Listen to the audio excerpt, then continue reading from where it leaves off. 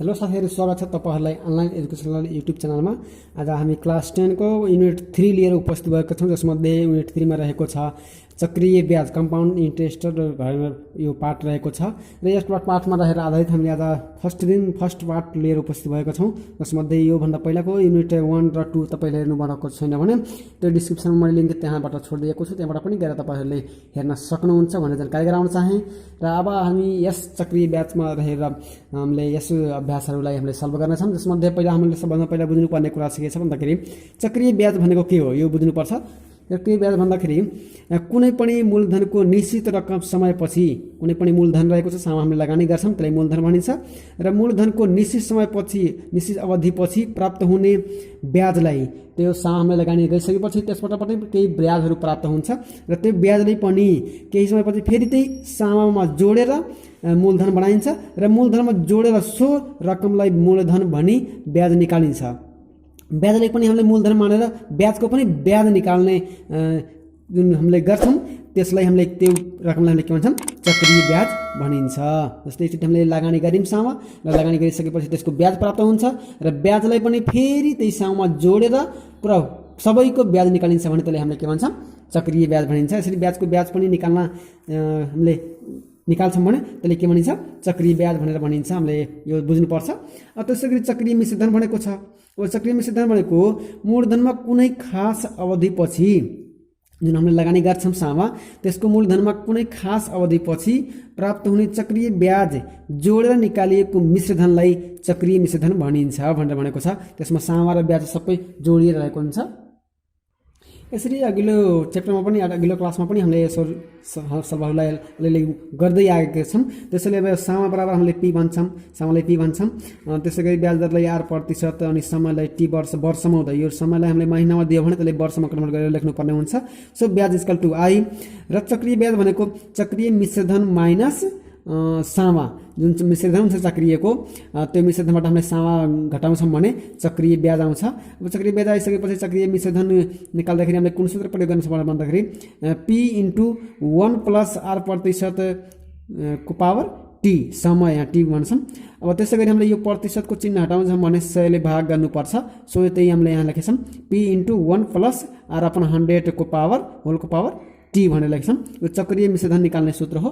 त्यसै गरी फेरि चक्रीय ब्याज निकाल्ने सूत्र भन्दाखेरि P × 1 + R/100 को पावर टी -1 गर्छौँ भने हामीले चक्रीय ब्याज निकाल्ने सूत्र आउँछ। सो सबैले यसैको आधारमा अध्ययन गर्नु होला भनेर जानकारी गराउन चाहे र अनुरोध पनि गर्न चाहे। त्यसै गरी वार्षिक रूपमा ब्याज भुक्तानी गर्दाखेरि चक्रीय ब्याज मिश्रधन = P × 1 + R/100 पावर 100 टी, जहाँ हामीले टी बराबर समय हो र आर बराबर ब्याज दर हो र पी बराबर सामा हो भनेर हामीले बुझ्नुपर्छ। हामीले यहाँ पनि चर्चा गरिसकेका छौँ। सो अब त्यसै गरी हामीले अर्धवार्षिक रूपमा ब्याज भुक्तानी गर्दाखेरि अर्धवार्षिक रूपमा दिएछ भने त्यसले हामीले चक्रीय ब्याज भुक्तानी गर्दाखेरि चक्रीय ब्याज मिश्रधन के हुन्छ भन्दाखेरि P × 1 + R/2 को पावर n, जहाँ n भनेको हामीले के बुझ्नुपर्छ n = अर्धवार्षिक रूपमा ब्याज तिरेको सङ्ख्या भनेर बुझ्नुपर्छ। अर्धवार्षिक ब्याजको अवधि अथवा सङ्ख्या बुझ्नुपर्छ। त्यसै गरी फेरि हामीले यहाँ यसले कन्भर्ट गर्नुपर्छ। अब यो भनेको हामीले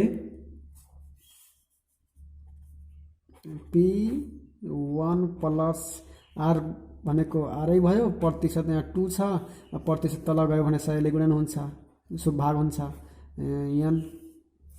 अब यो 200 भयो, अब यसलाई हामीले 100 × 200 गर्न सकिन्छ। सो P1 + R/200 को पावर n भनेर यसरी हामीले यहाँ बुझ्न सकिन्छ। अब 3 महिनामा ब्याज भुक्तानी गर्न पर्यो भने चक्रीय ब्याज हामीले निकाल्न पर्छ।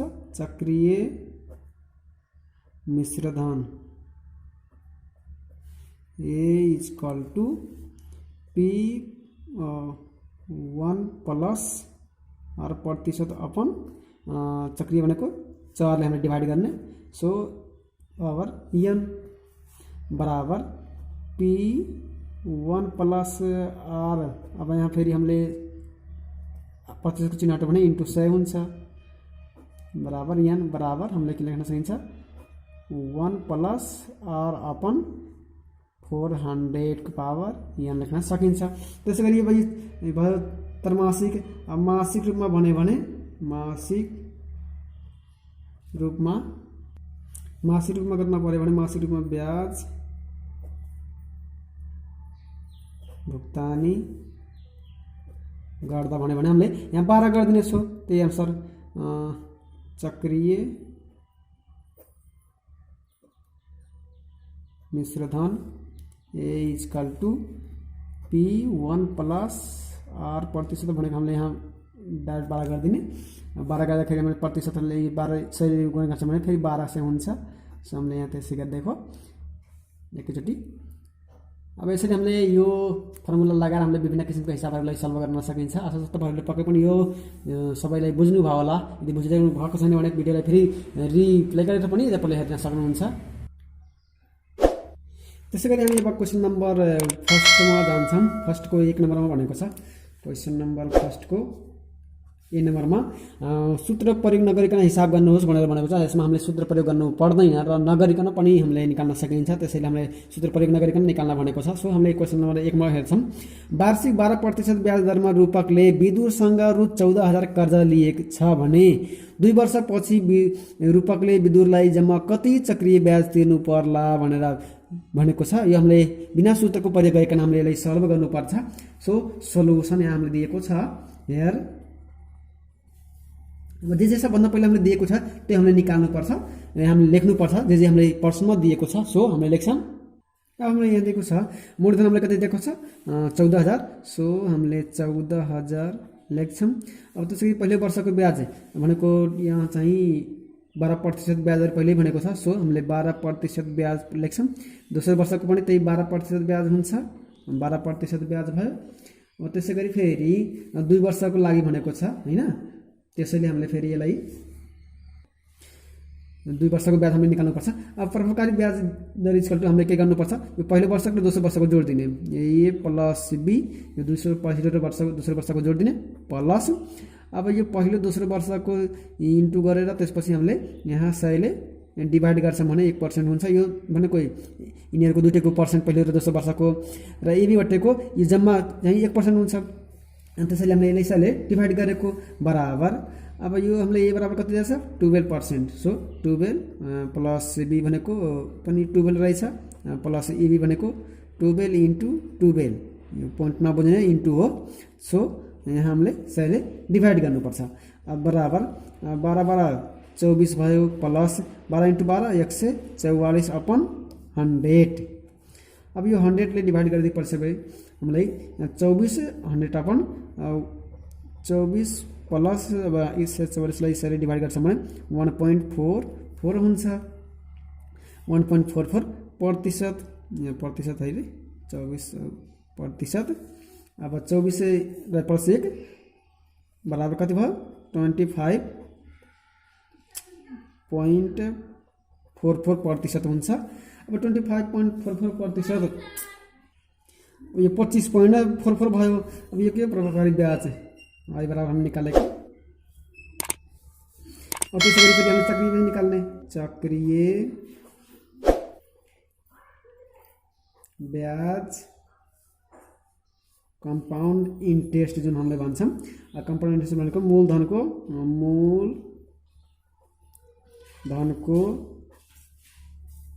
25.44%। सो मूलधन हामीले कति दिएछ रु 14,000 इन्टु को इन्टु हो। यो को भनेर हामीले हटाउँछौँ भने इन्टु चिन्ह हुन्छ। सो 25.44% बराबर। अब यो प्रतिशतको चिन्ह हट्यो भने के हुन्छ 100 ले डिभाइड हुन्छ। So 14,000 into 25.44/100।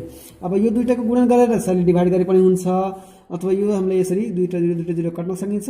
140 इन्टु 25.44 गर्ने डिभाइड गर्दा कति गर्नुहोस् रु 140 इन्टु 25.4 140 इन्टु 25.44 हुन्छ। अब त्यसैगरी हामीले यसो दुईटाको इन्टु गर्छौँ भने कति हुन्छ 3561.61 60 ये आन्सर हुन्छ भनेर हामीले यहाँ रु लेखिदिने। अब चक्रिय ब्याज उसले हामीले कति ब्याज तिर्नुपर्छ 2 वर्षमा यति ब्याज तिर्नुपर्छ भनेर हामीले लेख्न सकिन्छ। त्यसै गरी यो त एक नम्बर ए नम्बरको थियो। अब बी नम्बरको पनि हामीले त्यस्तै गर्न सकिन्छ। यहाँ चक्रिय ब्याज कति दिएको छ। त्यसै गरी हामीले बी नम्बरको क्वेशनमा के भनेको छ मूलधन रु 10,000 को वार्षिक 6% ब्याज दरमा ब्याज हिसाब गर्दा 2 वर्षपछिको चक्रिय मिश्रधन र चक्रिय ब्याज पत्ता लगाउनुहोस् भनेर भनेको छ। से हामीले यसै क्वेशनलाई फेरि नै गर्न सकिन्छ। त्यसैले यहाँ के दिएको छ सामा पी इक्वल टु रु 10,000। त्यसै गरी फेरि हामीलाई यहाँ ए बराबर के दिएको छ ए बराबर 6%, बी बराबर ब्याज दर है यो बी बराबर 6% अनि हामीले यो प्रभावकारी ब्याज निकाल्छौँ I equal to A plus B plus AB upon 100। So A भनेको 6% प्लस बी भनेको पनि 6% इक्वल टु ए भनेको 6 इन्टु 6 अपन 100। फिर यहाँ 6 12% 6 इन्टु 6 36 अपन 100। सो 12% प्लस अब हामीले गर्दाखेरि सरले भगाउँदाखेरि 0.36 हुन्छ। सो 12 प्लस 0.36 इक्वल टु 12.36% चिन्ह है प्रतिशत हुन्छ। यसरी हामीले सल्भ गर्न सकिन्छ। अब यहाँसम्म हामीले गऱ्यौँ यति आयो पछि आयो त यहाँ कति आयो 12.36 आछ। अब चक्रिय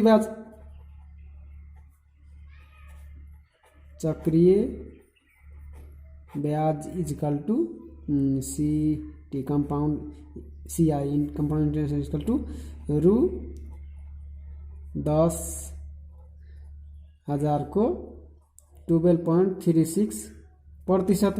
so C I equal to रु 10,000 को हट्यो भने इन्टु 12.36% हट्यो भने फेरि सहीले हामीले डिभाइड गर्न मिल्छ। सो रु अब यो हामीले यो दुईटैको गुणन गरेर यतिले भाग गरे पनि हुन्छ अथवा हामीले यसलाई भाग गरेर काटेर फेरि 100 भयो 100 इन्टु यति गर्छौँ भने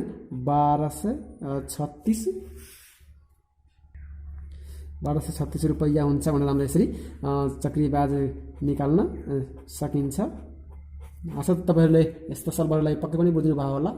64,000 लाई 3 वर्षका लागि ब्याज दरमा 3 वर्षका लागि ब्याज दर 4% पहिलो वर्ष त्यसपछि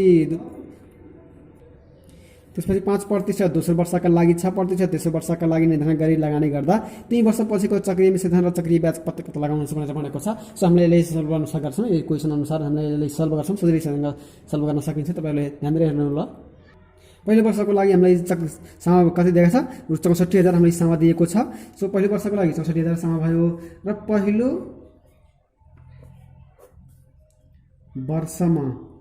वर्षमा ब्याज फर्स्ट आई इक्वल टु हामीले व्हाट गर्छौँ र सूत्र अनुसार हामीले ब्याज निकाल्ने सूत्र के हो हाम्रो ब्याज I equal to PTR upon 100 बाट हामीले ब्याज निकाल्न सकिन्छ। सो सूत्र अनुसार ब्याज I equal to PTR upon 100 र ब्याज दर भनेर हामीलाई यहाँ दिएको छ ब्याज दर आर इक्वल टु 4%। यो पहिलो वर्षको पट हो। त्यसैले अब हामीलाई यसलाई पी भनेको रु 64,000 इन्टु टी भनेको समय भनेको पहिलो वर्ष हो त्यही भएर 1 हो अनि आर भनेको 4% दिएछ अपन 100 गरिदिने। सो यदि हामीले भाग गर्दाखेरि रु 2560 ब्याज आउँछ। ब्याज 2560 60 हुन्छ first I equal to. So त्यसै गरी हामी दोस्रो मूल्य निकाल्छौँ। दोस्रो वर्षको ब्याज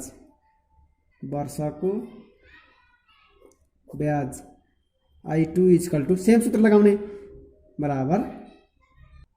अब योभन्दा पहिला हामीले यो निकाल्नु पर्छ, यसको यो P1 हो भने P2 निकाल्न पर्यो।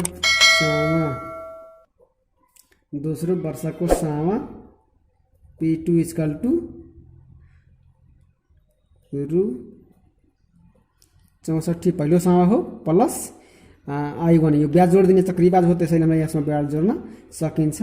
64,000 प्लस रु 2560 बराबर कति हुन्छ? 64 रु 6660 हुन्छ 560 66,560।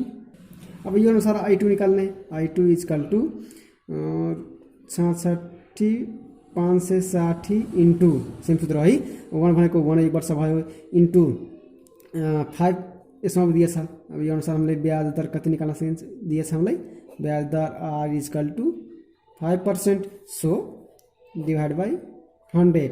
अब यसको 5 ले गुणा गरिदिने र डिभाइड गरिदिने। सो यो अनुसार हामीले कति निकाल्न सकिन्छ? 3328 यो भयो। त्यसै गरी अब तेस्रो वर्षको सामा के भयो? P3 इक्वल टू रु 3328 यो भयो प्लस यो I2 है, यो I2 हामीले यहाँ जोडेको प्लस 64 त्यो पहिला थियो, सरी यहाँ थियो P1 यो P2 है, P2 थियो। अब त्यसै गरी 3328 प्लस P2 भनेको 66,560 रु। अब यो दुईटी जोड्ने, यो रु 69,888 भनेर यति आछ। अब त्यसै गरी अब तेस्रो वर्षको ब्याज निकाल्ने। अब तेस्रो वर्षको सामा यति भयो, तेस्रो वर्षको ब्याज I3 हो। अब यो अनुसार हामीले यसको ब्याज निकाल्ने। सो 69,888 इन्टु 1 यो वर्ष भयो, 6% ब्याज दर रहेको छ, अनि 100 ले हामीले डिभाइड गर्छौँ। सो अब यसलाई हामीले डिभाइड गर्दाखेरि यसरी 4193.28 हुन्छ। अब यति भइसकेपछि हामीले यसको फेरि यो त्यसै गरी अब यो तेस्रो वर्षको मूलधन चक्रीय ब्याज इक्वल टू 69,888 प्लस यो तेस्रो I3 हामीले जोड दिने हो। अब यो दुईटै जोड्दाखेरि कति हुन्छ भन्दाखेरि 81.28 हुन्छ। अब यो अनुसार यति भयो। अब त्यसै गरी चक्रीय ब्याज हामीले सोधेको छ। सो यो चक्रीय मूलधन भयो। अब त्यसै गरी चक्रीय ब्याज हामीले निकाल्दाखेरि चक्रीय ब्याज CI compound interest equal to हामीले यहाँ लेख्छौँ इक्वल टू कति हुन्छ? I1 plus I2 plus I3 यो सबै जोड दिने। सो रु हामीले यहाँ पहिले निकालेको कति हो? 2560। सो 2560 प्लस त्यसै गरी 3328 प्लस 4193.28 यो तीनटै एड गरिदिने। अब यो तीनटै भ्यालु एड गर्दाखेरि कति हुन्छ? रु 181.88 हुन्छ भनेर हामीले यसरी निकाल्न सकिन्छ।